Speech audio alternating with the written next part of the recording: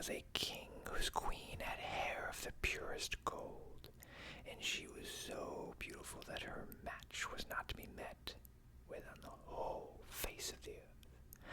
But this beautiful queen fell ill, and when she felt that her end drew near, she called the king to her and said, "Vow to me that you will never marry again, unless you meet with a wife who is as beautiful as I am, and who has golden hair like mine." Then, when the king in his grief had vowed all she asked, she shut her eyes and died. But the king was not to be comforted, and for a long time never thought of taking another wife.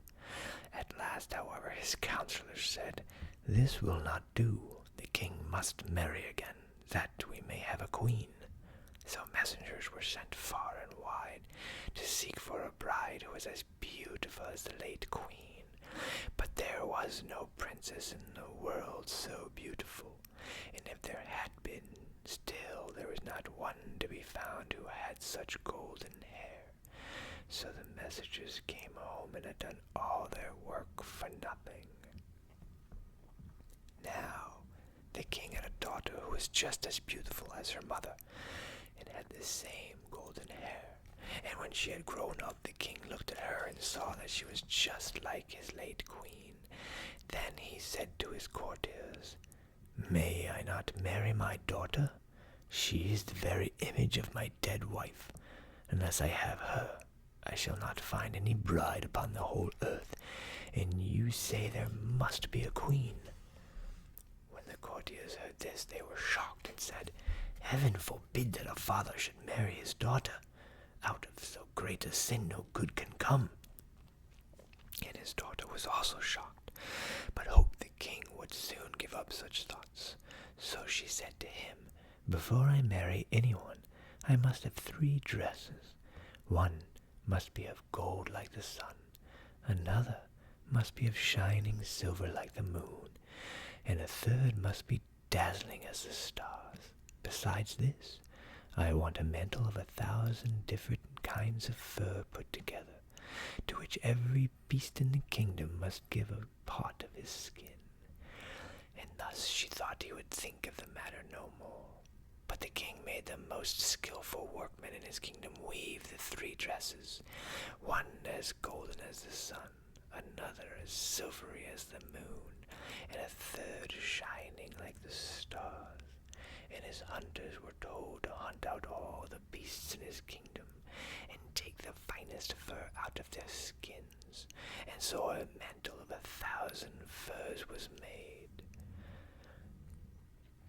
When all was ready, the king sent them to her, but she got up in the night when all were asleep, and took 3 of her trinkets, a golden ring, a golden necklace, and a golden brooch, and packed the 3 dresses of the sun, moon, and stars up in a nutshell, and wrapped herself up in the mantle of all sorts of fur, and besmeared her face and hands with soot. Then she threw herself upon heaven for help in her need, and went away, and journeyed on the whole night, till at last she came to a large wood. As she was very tired, she sat herself down in the hollow of a tree, and soon fell asleep. And there she slept on till it was midday. And it happened that as the king to whom the wood belonged was hunting in it, his dogs came to the tree and began to snuff about and run around and around, and then to bark. "Look sharp," said the king to the huntsman, "and see what sort of game lies there." And the huntsman went up to the tree, and when they came back again, said, "In the hollow tree there lies a most wonderful beast, such as we have never seen before. Its skin seems of 1,000 kinds of fur, but there it lies fast asleep." "See," said the king, "if you can catch it alive, and we will take it with us." So the huntsman took it up, and the maiden awoke and was greatly frightened, and said, "I am a poor child that has neither father nor mother left. Have pity on me and take me with you." Then they said, "Yes, Miss Catskin, you will do for the kitchen. You can sweep up the ashes and do things of that sort." So they put put her on the coach and took her home to the king's palace. Then they showed her a little corner under the staircase where no light of day ever peeped in, and said, "Catskin, you may lie and sleep there." And she was sent into the kitchen and made to fetch wood and water, to blow the fire, pluck the poultry, pick the herbs, sift the ashes, and do all the dirty work. Thus Catskin lived for a long time very sorrowfully. "Ah, pretty princess," thought she, "what will now become of thee?" But it happened one day that a feast was to be held in the king's castle. So she said to the cook, "May I go up a little while and see what is going on? I will take care and stand behind the door." And the cook said, "Yes, you may go, but be back again in half an hour's time to rake out the ashes." Then she took her little lamp and went into her cabin and took off the fur skin and washed the soot from her face and hands, so that her beauty shone forth like the sun from behind the clouds. She next opened her nutshell and brought out of it the dress that shone like the sun, and so she went to the feast. Everyone made way for her, for nobody knew her, and they thought she could be no less than a king's daughter. But the king came up to her and held out his hand and said, "Dance with me." And he thought in his heart, "I never saw any half so beautiful." When the dance was at an end, she curtsied, and when the king looked round for her, she was gone, and no one knew whither. The guards who stood at the gate were called in, but they had seen no one. The truth was that she had run into her little cabin, pulled off her dress, blacked her face and hands, put on the fur-skin cloak, and was Catskin again. When she went to the kitchen to her work and began to rake the ashes, the cook said, "Let that alone till the morning, and heat the king's soup. I should like to run up now and give a peep, but take care you don't let a hair fall into it, or you will run a chance of never eating again." As soon as the cook went away, Catskin heated the king's soup and toasted up a slice of bread as nicely as ever she could. And when it was ready, she went and looked in the cabin for her little golden ring, and put it into the dish in which the soup was. When the dance was over, the king ordered his soup to be brought in, and it pleased him so well that he thought he had never tasted anything so good. At the bottom he saw a gold ring lying, and as he could not make out how it had got there, he ordered the cook to be sent for. The cook was frightened when she heard the order, and said to Catskin, "You must have let a hair fall into the soup. If it be so, you will have a good beating." Then she went before the king, and he asked her who had cooked the soup. "I did," answered she. But the king said, "That is not true. It was better done than you could do it." Then she answered, "To tell the truth, I did not cook it, but Catskin did." "Then let Catskin come up," said the king. And when she came, he said to her, "Who are you?"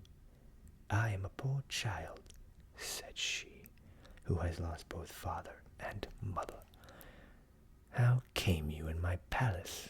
asked he. "I am good for nothing," said she, "but to be scullion girl, and to have boots and shoes thrown at my head." "But how did you get that ring that was in the soup?" asked the king. But she would not own that she knew anything about the ring, so the king sent her away again about her business. After a time there was another feast, and Catskin asked the cook to let her go up and see it as before. "Yes," said she, "but come back again in half an hour, and cook the king the soup that he likes so much."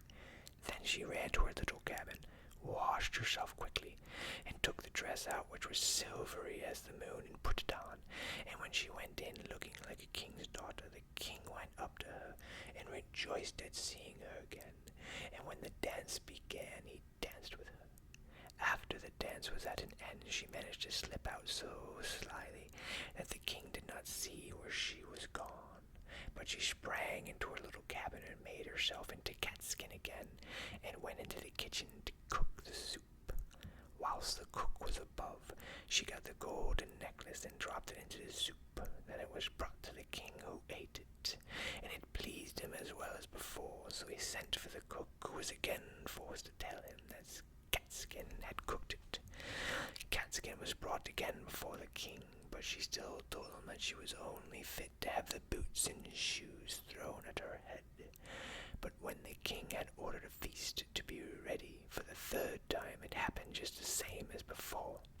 "You must be a witch, Catskin," said the cook, "for you always put something into the soup, so that it pleases the king better than mine." However, she let her go up as before. Then she put on the dress which sparkled like the stars, and went into the ballroom in it, and the king danced with her again, and thought that she had never looked so beautiful as she did then. So whilst he was dancing with her, he put a gold ring on her finger without her seeing it, and ordered that the dance should be kept up a long time.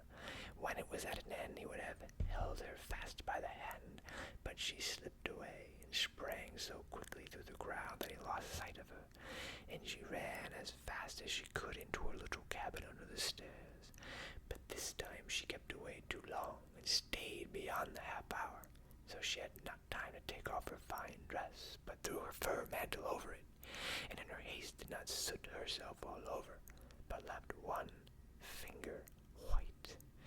Then she ran into the kitchen and cooked the king's soup, and as soon as the cook was gone, she put the golden brooch into the dish. When the king got to the bottom, he ordered Catskin to be called once more, and soon saw the white finger in the ring that he had put on it whilst they were dancing. So he seized her hand and kept fast hold of it, and when she wanted to loose herself and sprang away, the fur cloak fell off a little on one side, and the starry dress sparkled underneath it. Then he got hold of the fur and tore it off, and her golden hair and beautiful form were seen, and she could no longer hide herself. So she washed away the soot and ashes from her face, and showed herself to be the most beautiful princess upon the face of the earth. But the king said, "You are my beloved bride, and we will never more be parted from each other."